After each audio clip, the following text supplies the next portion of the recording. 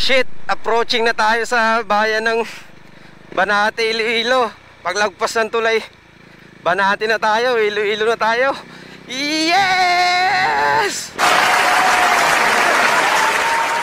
You can do it! Welcome to province of Batangas. Ayun, Batangas na tayo, guys. Ayun yung Tagaytay, oh. Yun. Doon ako galing. Tapos bumaba ako pa silang pasok na expressway. Kasi mabilis-bilis yung biyahe dito eh.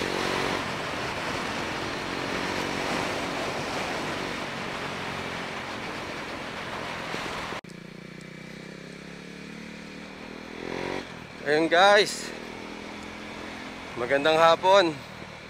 Nandito tayo ngayon pumasok sa expressway. Susubukan natin mag-loop galing Tagaytay papuntang Iloilo. So nandito tayo sa expressway. Sa Biga tayo dumaan, Biga, Silang Cavite to Batangas. Sasakay tayo ng Tugo. Ayan, Laguna. Sana makahabol tayo ng last trip ng barko. Support nyo ako guys. Sana makauwi tayo ng maayos. Ang layo nun. Makakarating pa ako siguro doon mga bukas pa ng tanghali or hapon. Anong oras na ngayon? Mag-alas 4. Alas 4 na pala. So guys, let's go. Kas, mag-e-exit na rin tayo. Whew. Di tayo sa kanan.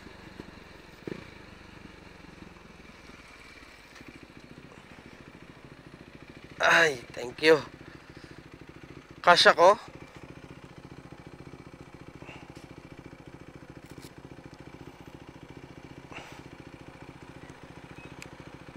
Layo.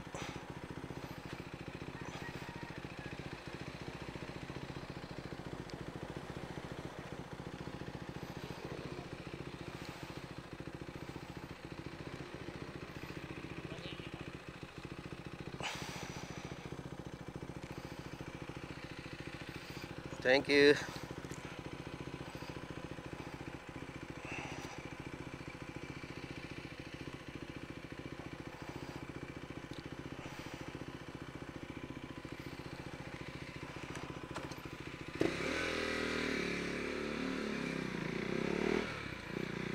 Ayun. Thank you Lord. Nakalagpas tayo sa expressway na maayos.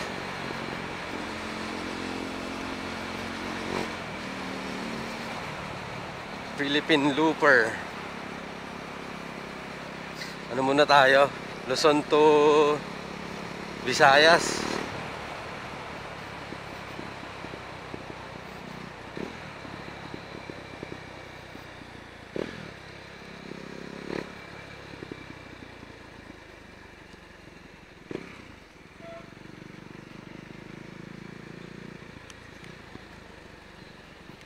Smooth.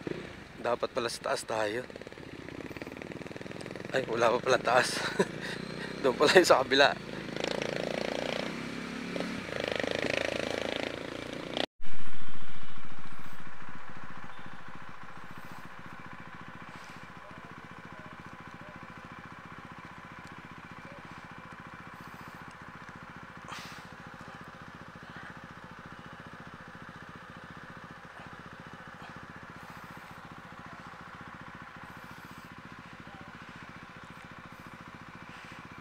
Dor!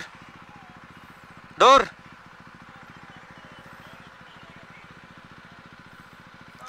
Wala ka na nabigay sa akin, okay na? Ito na yung ticket tsaka yung ano. Ah, sige. Nagawa pa, may na daw interview. Ah, kaya.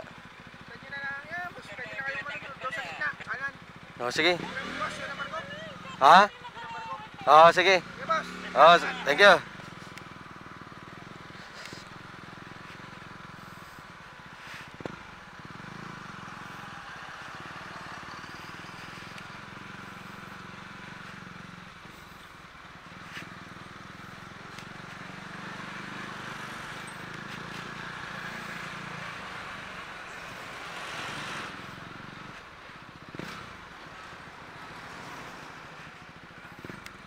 Tugo? Titingin na sa Oo. RM6. Diretso lang?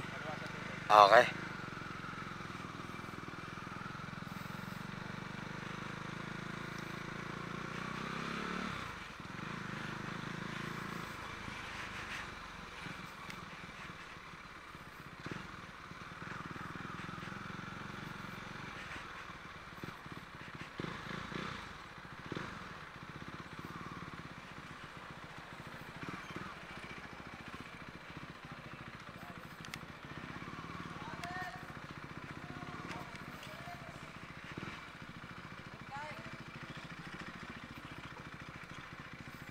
Tugo.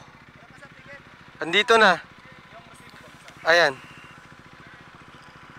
Pwede pang huli na lang? Para mabilis ako.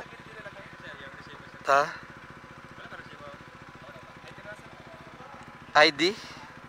May baril akong dala.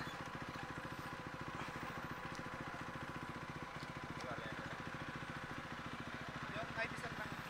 ID na po, iwanan ko para may pasok natin. Ganda ng ID sir. Ibalikan naman lang to siya ha. Ah, sige.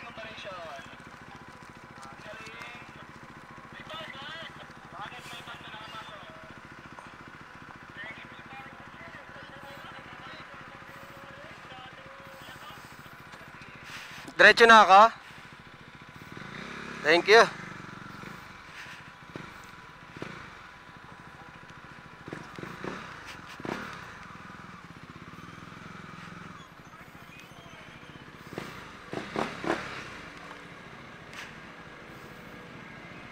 Tara ka, boss.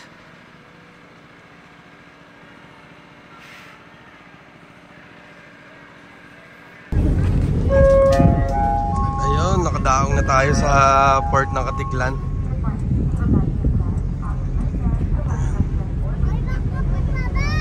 Ayun tayo po sa hero.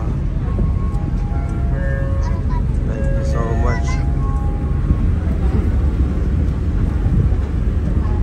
Siguro mga 6 to 7 hours pa ang biyahe. Land trip papuntang Iloilo.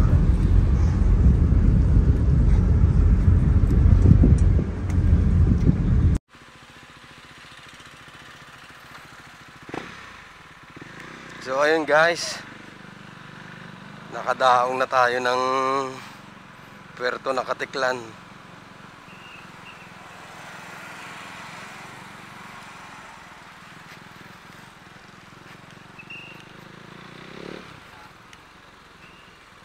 Calibo, 67 kilometers. Airport, 72. Layo. Malayo-layong biyahe pa. So tara, samahan nyo ako. Ito yung bagong tulay. Dati dyan kami dumadaan, no?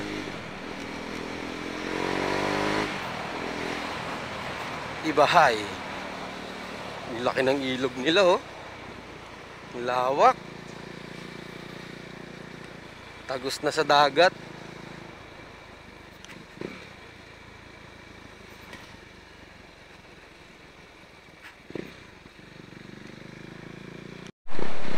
Yung way na to, tabing dagat to eh. Marahil nagtataka kayo, hindi ako nag-waste. Guys, kabisado ko yung kalsada na to.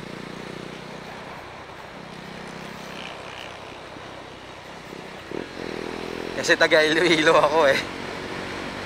Kaya alam ko to.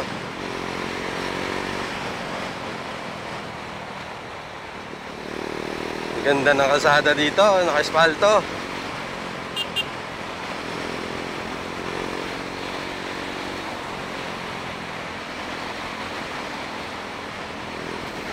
Sayang, chinarge ko yung battery ng isa kong GoPro. Ay nangyari, hindi pala nag-charge, nalobat, lalong nalobat. Bakit kaya? Nakasalpak naman sa charger, sa power bank. Kaya ayan, magtitipid ako ngayon. Magtitipid ako ng clip para lang makuha na natin yung mga nadadaanan natin.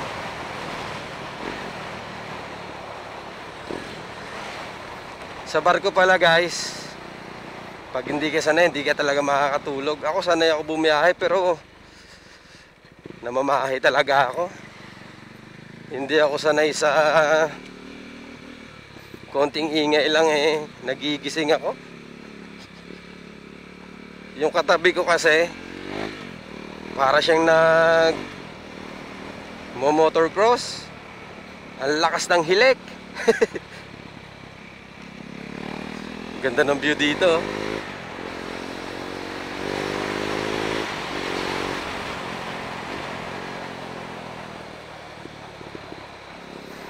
Kailangan pagpaligo ka, mag engine brake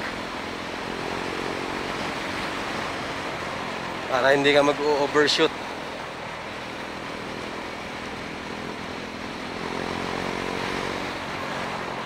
Grabe kinalbo nila yung bundok.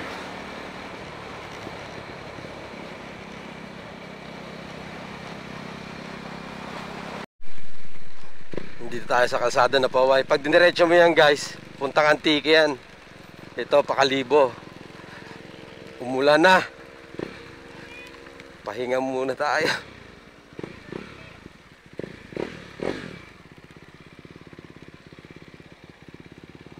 Dito makikisilong po.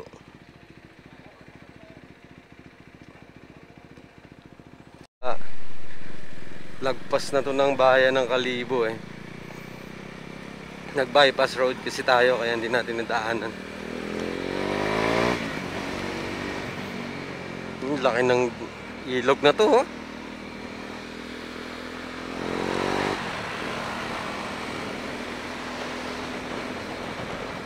Grabe. Laki. Nagawa ng tulay ito, no?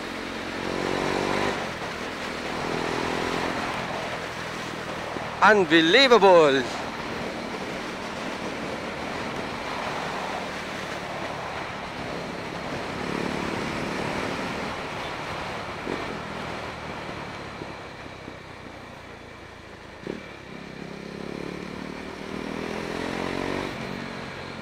Ganun yung itsura ng mga tricycle dito sa Kalibo. Maraming nakakasakay. Mga ganyan, no?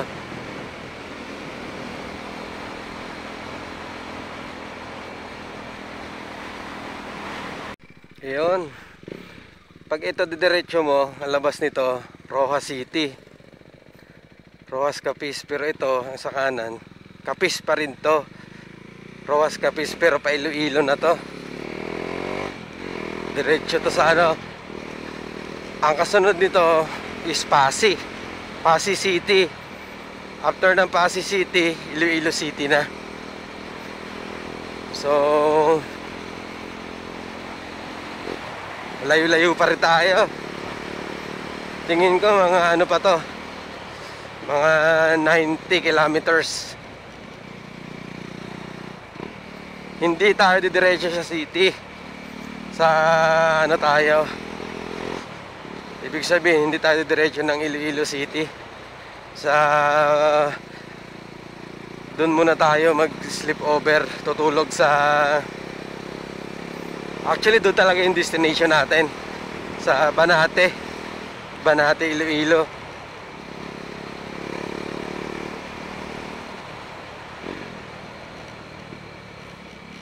Tapos pag may time tayo, subukan natin makapasyal sa mga susunod na mga araw kung magiging available tayo. Sa Banate, Iloilo hanggang city, 1 oras lang naman, malapit na yun.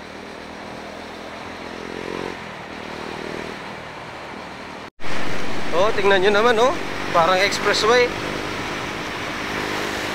Tapos ganyan view pa yung makikita mo, palayan. Nakita nyo yung bundok sa malayo. Mas malayo pa tayo dyan.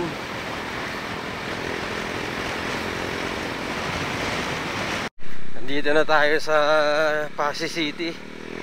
Hanap tayo ng mapagasan. 40 kilometers na lang daw ang kaya ng gas natin, sabi ng fuel gauge natin.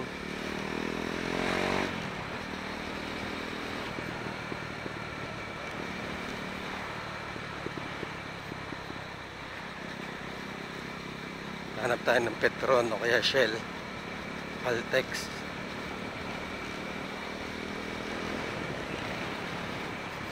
Okay lang kahit medyo mahal sa kanila.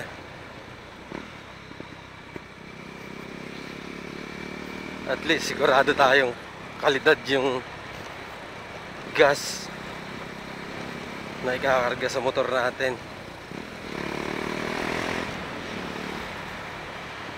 Ral na tinatawag, dami niya, nakapila oh, haba. Gilingan ng mga tubo. Yun. Azocarera.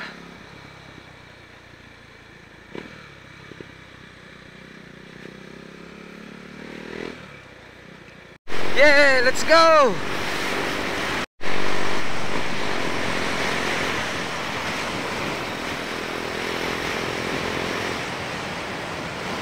Guys, ang likod dyan, yan na yung bayan namin.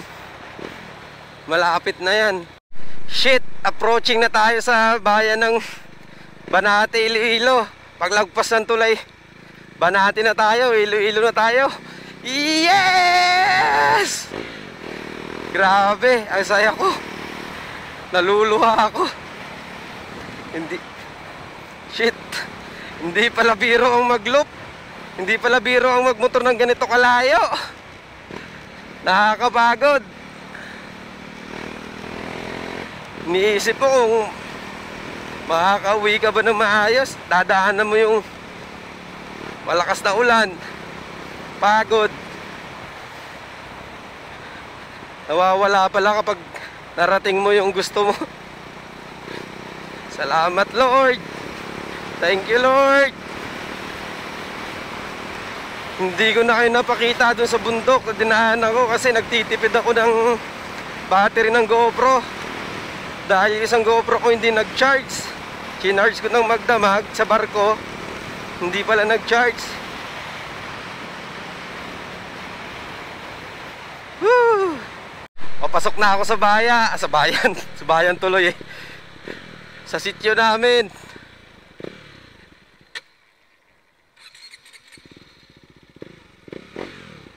Namatayan pa. Sibintado na daw to eh. Ayun yung bundok oh. Yung huling bundok na nadaanan natin. Sabi sa inyo, kitang kita dito sa amin eh. Shit! Welcome to Batas. Oh. Sabi simentado na to hanggang dun.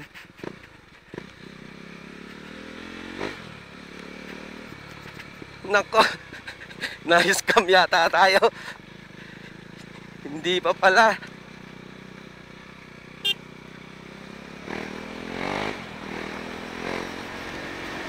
Rough road pa din.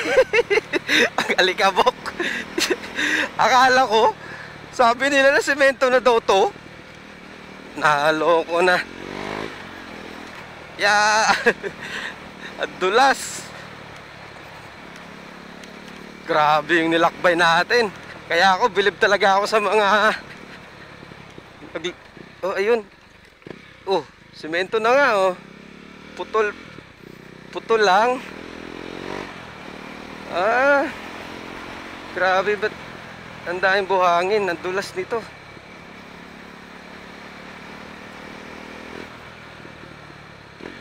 Oh, galing. Sementado na nga. Gandito lang.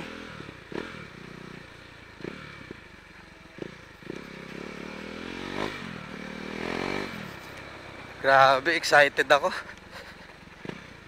Excited ako na naluluha.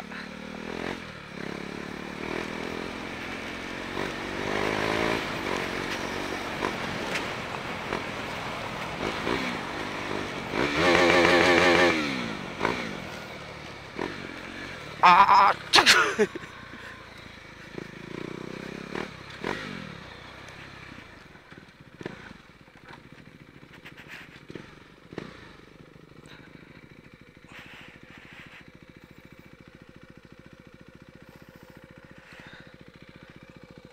Ay.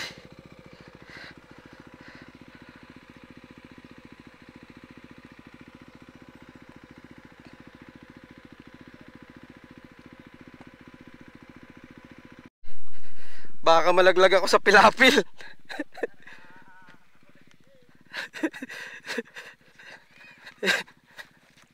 Yeah.